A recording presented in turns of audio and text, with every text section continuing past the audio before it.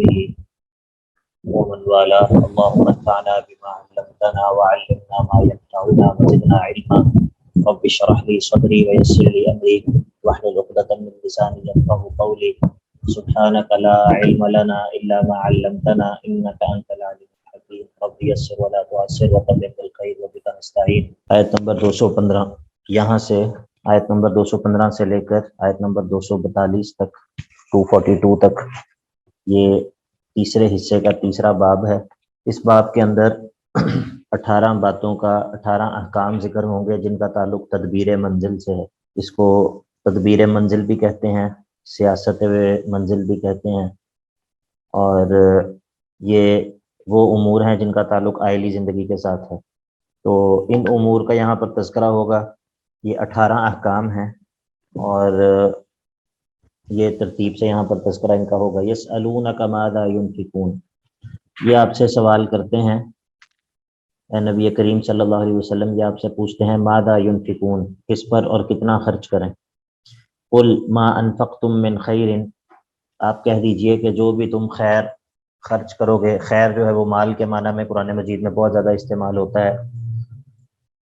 تو فرما دیجئے کہ ما انفقتم من خیر، جو بھی مال تم خرچ کرو گے، فللوالدین والاقربین والیتامى والمساکین وابن السبیل، اس کے مصارف بہترین یہ ہیں کہ والدین پر خرچ کرو، اقربین پر خرچ کرو، یتیموں پر خرچ کرو، مساکین پر اور مسافروں پر خرچ کرو. وما تفعلوا من خیر فإن اللہ بہ علیم، اور جو بھی مال تم خیر کا کام جو بھی کرو گے، فإن اللہ بہ علیم، اللہ تعالیٰ بے شک اس سے باخبر ہے، اس کو جانتا ہے. اللہ رب العزت سے مخفی نہیں ہے، اللہ تعالیٰ اس سے بے خبر نہیں ہے. اب خیر اور شر کا تعین جو ہے یہ شریعت کے سپرد ہے. تم خود سے اس بات کا فیصلہ نہیں کر سکتے کہ کیا چیز خیر ہے اور کیا چیز شر ہے، کیونکہ ممکن ہے کہ بعض دفعہ ایک چیز تمہاری طبیعت کو ناگوار لگ رہی ہو، طبعی طور پر وہ چیز مشکل لگ رہی ہو، لیکن شریعت کی نظر میں وہ خیر ہو. اور بعض دفعہ ایک چیز تمہاری نظر میں خیر ہو لیکن شریعت کی نظر میں وہ چیز خیر نہ ہو.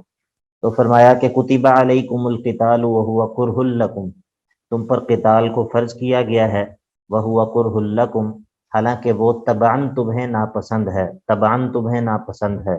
یہاں پر ہم یہ معنی کیوں کر رہے ہیں کہ یہ ناپسندیدگی طبعی ہے؟ یہ معنی کیوں کر رہے ہیں؟ کسی کے ذہن میں ہے اس کا جواب؟ سر اگر چونکہ وہ دوسرا معنی کریں گے تو پھر وہ اس سے غلط ہو جائے گی بات. کیا بات ہو جائے گی غلط؟ سر مطلب پھر وہ جہاد قتال کو جو ہے وہ نہیں پسند. سر اس طرح کا وہ معنی تھا کچھ. بالکل بارک جی بتائیے، آپ بتائیے بہن. سر یہی میں نے بھی کہنا تھا کہ پھر وہ یعنی کہ منافقین کا تذکرہ جیسے ہوا تھا کہ انہیں جہاد کرنا مشکل لگتا تھا، وہ پھر اس طرح کی بات ہو جائے گی. ہاں ٹھیک ہے، بارک اللہ فیکم. تو اگر ہم یہاں پر دوسری ناپسندیدگی کی بات کریں کہ اگر تمہیں قتال جو ہے وہ ناپسند ہے، تو بعض دفعہ شریعت کے کسی حکم کو ناپسند کرنا تو انسان کو ارتداد تک پہنچا دیتا ہے. ٹھیک ہے، جس چیز کا سورہ محمد میں ذکر ہے. تو اسی لیے یہاں پر جو ترجمہ ہے، یہاں پر جو معنی ہے، وہ یہاں پر جو ہے وہ طبعی ناپسندیدگی مراد ہے. تو کتب علیکم القتال وہو کرہ لکم، وہ تمہیں ناگوار گزرتا ہے. وعسیٰ ان تکرہوا شیئا وہو خیر لکم، اور ایسا ہوتا ہے کہ ایک چیز تمہیں طبعاً ناپسند ہوتی ہے مگر وہ تمہارے حق میں وہ چیز بہتر ہوتی ہے، وہو خیر لکم، تمہارے لیے زیادہ بہتر ہوتی ہے. اور وعسیٰ ان تحبوا شیئا وہو شر لکم، اور ممکن ہے کہ ایک چیز تمہیں طبعی طور پر پسند ہو لیکن وہ تمہارے حق میں شر ہو. واللہ یعلم وانتم لا تعلمون، بے شک اللہ تعالیٰ جانتا ہے چیزوں کی حقیقت کو اللہ تعالیٰ جانتا ہے اور تم نہیں جانتے ہو. تیسرا حکم، یسألونک عن الشہر الحرام قتال فیہ، آپ سے سوال کرتے ہیں شہر حرام، حرمت والے مہینوں کے بارے میں. اور حرمت والے مہینوں کے بارے میں کیا سوال کرتے ہیں؟ ان میں قتال کرنے کے بارے میں سوال کرتے ہیں. تو قل قتال فیہ کبیر وصد عن سبیل اللہ وکفر بہ والمسجد الحرام واخراج اہلہ منہ اکبر عند اللہ، آپ کہہ دیجئے کہ ہاں قتال فیہ کبیر، حرمت والے مہینوں میں قتال کرنا بہت بڑی چیز ہے. کوئی عام بات نہیں ہے کہ حرمت والے مہینوں میں انسان قتال کرے، لیکن وصد عن سبیل اللہ وکفر بہ والمسجد الحرام وإخراج أهله منه أكبر عند الله، یہ جو جرائم ہیں یعنی کہ اللہ کے راستے سے روکنا، اللہ کا کفر کرنا، اللہ اور مسجد حرام سے لوگوں کو روکنا اور مسجد حرام کے اہل کو ادھر سے نکال دینا، اکبر عند اللہ، یہ جو جرائم ہیں یہ اللہ کے ہاں اس سے بھی بڑے ہیں. یعنی کہ ٹھیک ہے اشہر حرام حرمت والے مہینوں میں قتال کرنا ٹھیک ہے، بہت بڑی بات ہے، کوئی عام بات نہیں ہے، لیکن جو جرائم ان مخالفین نے کیے ہیں وہ اللہ کی نظر میں اس جرم سے بھی بہت بڑے جرائم ہیں. اس کا اصل میں پس منظر یہ ہے کہ بعض صحابہ سے غلطی سے حرمت والے مہینے کے اندر جو ہے وہ کفار کی کچھ قتل ہو گیا، نقصان پہنچا دیا، کیونکہ وہ اس بات سے بے خبر تھے کہ مہینہ شروع ہو چکا ہے. تو اس چیز پر جو ہے وہ کافی جو ہے وہ کفار نے آر دلائی مسلمانوں کو. تو اس آر دلانے کے اوپر جو ہے وہ مسلمانوں نے جب پریشان ہو کے یہ سوال کیا تو اس کے جواب میں یہ آیات نازل ہوئی کہ یہ لوگ جو کہ اس بات پر آر دلا رہے ہیں، ان کے جو اپنے جرائم ہیں وہ اس حرمت والے مہینوں میں قتال کرنے سے زیادہ بڑے جرائم ہیں. ولا یزالون یقاتلونکم، اور ہمیشہ یہ لوگ تم سے قتال کرتے رہیں گے اے مسلمانوں، حتی یردوکم عن دینکم ان استطاعوا، یہاں تک کہ تمہیں تمہارے دین سے مرتد کر دیں، پھیر دیں اگر ایسا کر سکیں. تو اب تخویف ہے کہ ان کی کوششوں کے نتیجے میں اگر کوئی مرتد ہو گیا تو اس کا کیا بنے گا. وَمَن يَرْتَدِدْ مِنْكُمْ عَنْ دِينِهِ، تو تم میں سے جو کوئی اپنے دین سے مرتد ہو گیا، فَيَمُتْ، اور وہ مر گیا اس حال میں کہ وہ کافر، وہ کافر ہی تھا، فَأُولَٰئِكَ حَبِطَتْ أَعْمَالُهُمْ فِي الدُّنْيَا وَالْآخِرَةِ، یہ وہ لوگ ہیں کہ ان کے اعمال دنیا اور آخرت میں تباہ و برباد ہو جائیں گے، یعنی کہ نہ دنیا میں ان کے اعمال ان کو کوئی فائدہ دیں گے، نہ آخرت میں فائدہ دیں گے. وَأُولَٰئِكَ أَصْحَابُ النَّارِ هُمْ فِيهَا خَالِدُونَ، اور یہ لوگ آخرت میں کیا ہوں گے، جہنم والوں میں سے ہوں گے اور اس میں پھر ہمیشہ رہیں گے.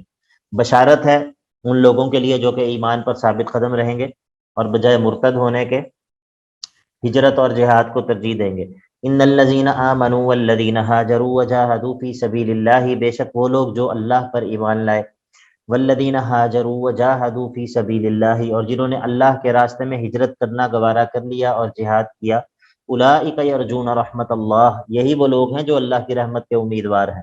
اللہ کی رحمت کی امید اگر رکھنی چاہیے تو انہی کو رکھنی چاہیے. واللہ غفور الرحیم، اور اللہ بہت بخشنے والا ہے، مہربان ہے.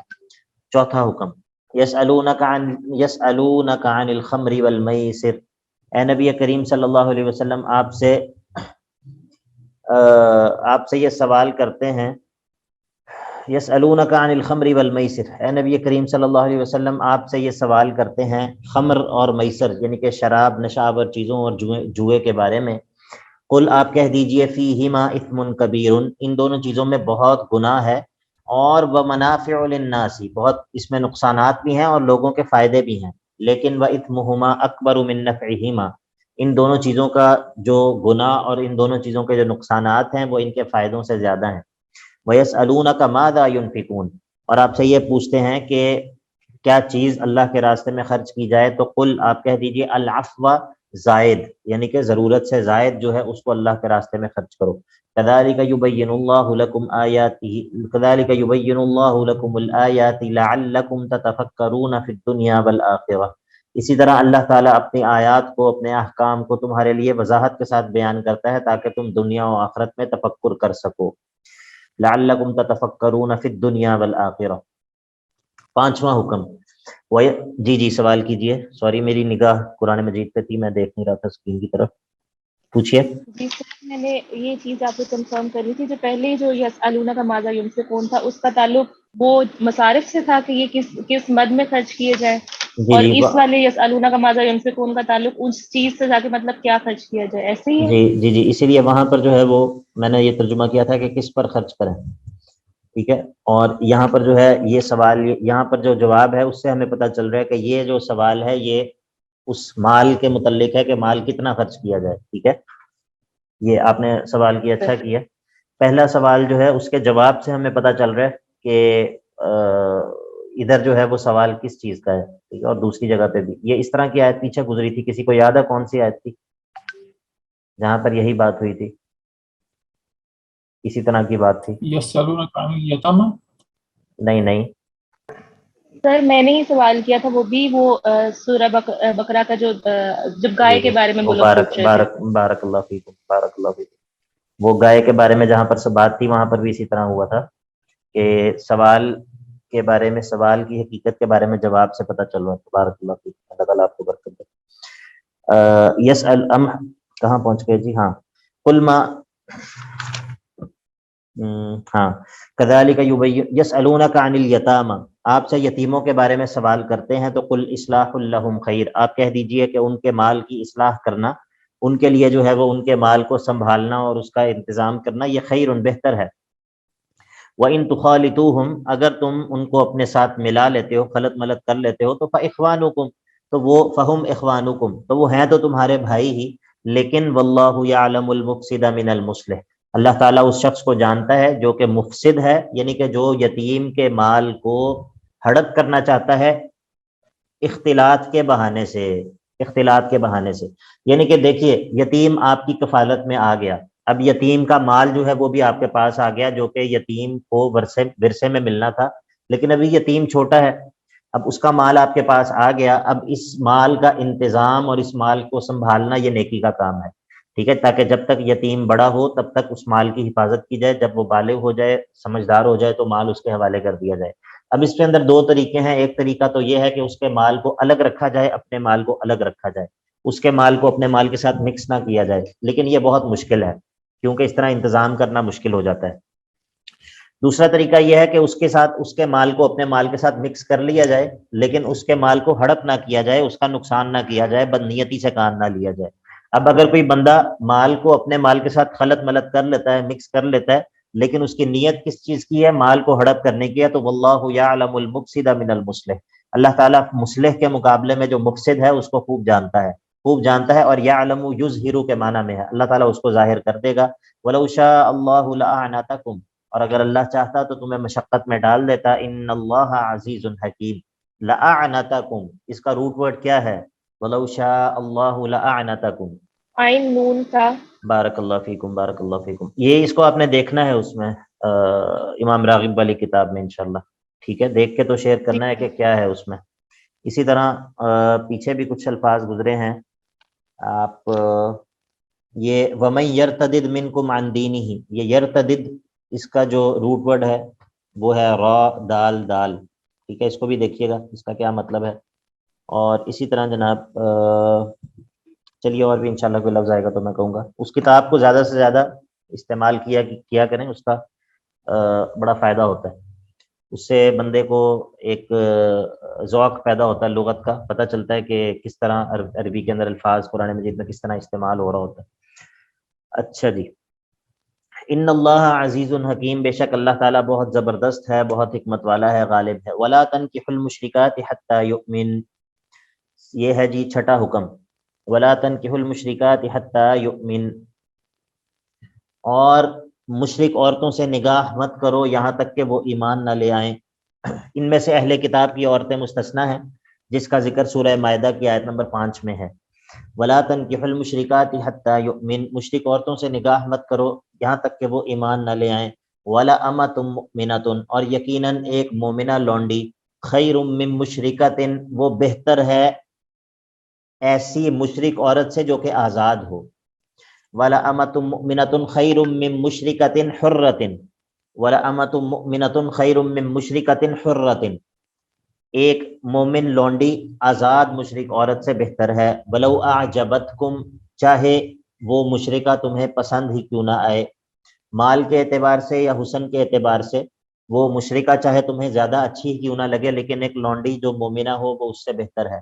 ولا تنکحوا المشرکین حتی یؤمنوا، اور مشرک مردوں سے اپنی بیٹیوں اور اپنی بہنوں کا نکاح مت کرو.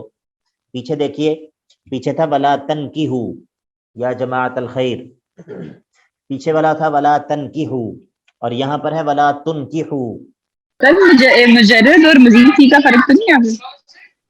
جی مجرد اور مزید فی کا فرق ہے، یہی فرق ہے. بارک اللہ فیکم. اب اس کا تھوڑے سا مطلب بھی بتا دیں باقیوں کو تاکہ سمجھ آ جائے کہ کیا فرق ہے. تن کی ہو کا تو پتا ہے، اور تن کی ہو باپ کس سے ہے؟ انتا ہے یون کی ہو سے. یہ باب افعال ہے. बाबे तो पाल से है। यहाँ पर फर्क यह है कि वला तनकिहू का मतलब है कि तुम निकाह मत करो, ठीक है। जी जी। और वला और दूसरा तुनकिहू ये के अंदर जो खिताब है ये औलिया को है, ठीक है, खवातीन के औलिया को खिताब है, क्योंकि खवातीन का निकाह उनके औलिया ने करना है, तो इधर खिताब उनको है। तो कहा वला तुनकिहुल मुशरिकीन हत्ता युमिनू, वला तुनकिहू का जो मफऊल है फिर वो महजूफ है, मफऊल जो है वो महजूफ है, यानी कि वला तुनकिहू बनातिकुम व अखवातिकुम, अपनी बेटियों और अपनी बहनों का निकाह मत करो मुशरिकीन से, मुशरिकीन मर्दों से, हत्ता युमिनू, यहाँ तक कि वो मुशरिकीन जो है वो ईमान ना ले आए। बात समझ आ गई सबको? दोनों में फ़र्क है। ये जी सवाल सर। जी, ये सवाल जो है ये क्विज में आ सकता है, ठीक है, ये अहम इस तरह के सवालात होते हैं अहम। वला अब्दुम मुमिनुन खैरुम मिन मुशरिकिन वलौ अअजबकुम, यानी कि वला अब्दुम मुमिनुन, और एक जो मोमिन गुलाम है, खैरुन वो ज़्यादा बेहतर है, मिन मुशरिकिन हुर्रिन, यानी कि उस मुशरिक से जो आज़ाद हो, वलौ अअजबकुम ज़ालिकल मुशरिक, अगरचे वो मुशरिक तुम्हें ज़्यादा अच्छा ही क्यों ना लगे। उलाइका यदऊना इलन नार, ये ऐसा क्यों है, ये हुक्म क्यों है, तो कहा उलाइका, ये जो लोग हैं, ये जो मुशरिकीन हैं, यदऊना इलन नार, ये तो दावत देते हैं, ये तो आग की तरफ बुलाते हैं। वल्लाहु यदऊ इलल जन्नति वल मगफिरति बिइज़निह, और अल्लाह ताला अपनी जन्नत और अपनी मगफिरत की तरफ दावत देता है। वयुबय्यिनु आयातिही लिन्नासि लअल्लहुम यतदक्करून, और लोगों के लिए अल्लाह रब्बुल इज़्ज़त अपने अहकाम को वजाहत के साथ बयान करता है ताकि वो नसीहत हासिल कर लें। वयसअलूनका अनिल महीद, और ये आपसे महीद, हैज़ के मुतल्लिक, हैज़ की जगह के मुतल्लिक सवाल करते हैं, या हैज़ के वक्त के मुतल्लिक सवाल करते हैं। कुल, ये 7वां हुक्म है, कुल आप फरमा दीजिए हुआ अज़न, वो तो गंदगी है, फ़अतज़िलुन निसाअ फ़िल महीद, तो जुदा रहो ख़वातीन से हैज़ के जगह में या हैज़ के वक्त में, ठीक है, दोनों माना हो सकते हैं। यहाँ पर फ़अतज़िलू से मुराद जो है सिर्फ जो क़ुर्बत ताल्लुकात कायम करने की मुमानियत है, सिर्फ इसका ये मतलब नहीं है कि कमरा जो है वो अलग होना चाहिए या जो है वो जिस्म करीब नहीं आना चाहिए, इसका ये मतलब नहीं है। वला तक़रबूहुन्ना हत्ता यतहुर्न, और उनके करीब मत जाओ, करीब मत जाओ का ये मतलब नहीं है कि यानी कि करीब बैठ नहीं सकते या जिस्मानी तौर पे करीब नहीं जा सकते, इससे मुराद भी वही है, इंटीमेसी की मुमानियत है। वला तक़रबूहुन्ना हत्ता यतहुर्न, यहाँ तक कि वो पाक ना हो जाएं। फ़ाइज़ा ततहरना, जब वो गुस्ल करके पाक हो जाएं, तो फ़अतूहुन्ना मिन हैसु अमरकुमुल्लाह, उनके पास आ जाओ जहाँ से अल्लाह ने तुम्हें हुक्म दिया है। इन्नल्लाह युहिब्बुत तव्वाबीन व युहिब्बुल मुततहिरीन, बेशक अल्लाह ताला खूब पसंद करता है, मोहब्बत रखता है तौबा करने वालों को और अपनी तहारत का ख्याल रखने वालों को। निसाउकुम, या 8वां हुक्म है, निसाउकुम हर्सुल लकुम फअतू हर्सकुम अन्ना शिअ्तुम वक़द्दिमू लिअन्फुसिकुम, निसाउकुम हर्सुल लकुम, तुम्हारी औरतें तुम्हारे लिए खेतियां हैं, फअतू हर्सकुम अन्ना शिअ्तुम, और आ जाओ अपनी खेतियों में जैसे तुम चाहो। अन्ना शिअ्तुम के दो माना है, कैफ़ शिअ्तुम और मता शिअ्तुम, यानी कि कैफियत में और वक्त में तुम्हें इख्तियार है। बाकी जो चीज़ मना है उसका पीछे जिक्र कर दिया। फ़अतू हर्सकुम अन्ना शिअ्तुम वक़द्दिमू लिअन्फुसिकुम, और अपने नफ्स के लिए, अपने फ़ायदे के लिए अच्छी चीज़ जो है वो आगे भेजो, यानी कि नियतन सहीहतन, अच्छी नीयत को आगे भेजो, अच्छी नीयत के साथ जो है वो इस अमल को अंजाम दो। वत्तकुल्लाह, अल्लाह से डरते रहो, वअलमू, और जान रखो, अन्नकुम मुलाक़ू, कि अनकरीब तुम अल्लाह से मुलाकात करने वाले हो। वबश्शिरिल मुमिनीन, और मोमिनों को बशारत सुना दीजिए, मोमिनों को खुशखबरी सुना दीजिए। 9वां हुक्म, 9वां हुक्म यह है कि नेकी और इस्लाह के जो काम हैं उनसे कसम के ज़रिए बचना, ठीक है। ये कसम के बारे में बात जो है ये फिर नमाज के बाद कर लेते हैं इंशाल्लाह। आज हमने इंशाल्लाह ख़त्म करना है ये बाब, तो नमाज के बाद इंशाल्लाह आके तो ये कस्मों से बात का आगाज़ करते हैं, फिर आगे तलाक़ के अहकाम हैं, इला का हुक्म है, इद्दत के मसाइल हैं, निकाह और तलाक़ के मसाइल हैं, आगे इंशाल्लाह, आगे फिर सलातुल खौफ का जिक्र आएगा। लेकिन इंशाल्लाह ये 13 के 13 अहकाम आज हम इनको मुकम्मल कर लेंगे। अभी इंशाल्लाह नमाज़ पढ़ लें, नमाज़ पढ़ने के बाद आ जाएं, और मीटिंग को लेफ़्ट बेशक ना करें, इंशाल्लाह दोबारा से इसी मीटिंग में आगाज़ कर देंगे।